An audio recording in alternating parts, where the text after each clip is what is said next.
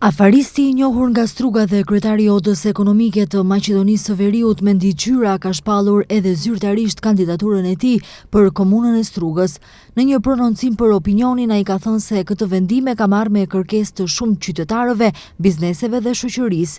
Gjyra kandidaturën e ka shpallur si kandidat i pavarur. Me përgjegjësi dhe ndjenjë të thellë përgjegjësie qëndroj sot para jush për të ndarë një vendim të rëndësishëm, vendim që kam marrë pas shumë reflektimesh, bisedash të sinqerta dhe kërkesash të drejt për drejta nga shumë prej jush.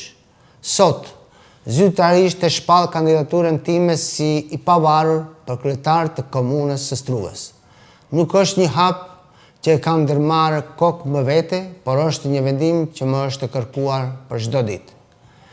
Thirrje nga bizneset lokale që kërkojnë një orientim më të qartë të qytetit.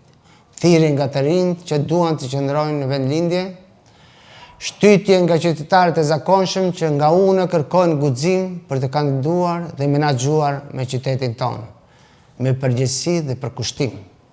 Si strugan, u përgjigjem këtyre thirrjeve dhe këtë obligim po e marr me besim të plotë. Jemi qytetarë të këtij qyteti të bekuar.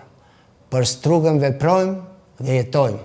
Çdo sukses personal që e kam arritur, ja dedikoj njerëzve të këtij qyteti. Në ndërkohë, ende nuk ka një qëndrim të prerë se nga cilat subjekte do të përkrahet Mendi Gjyra. Fronti Evropian akoma nuk ka zyrtarizuar kandidatin e saj për Strugën, ndërsa në opinion përflitet më shumë emri i Zjadin Selës.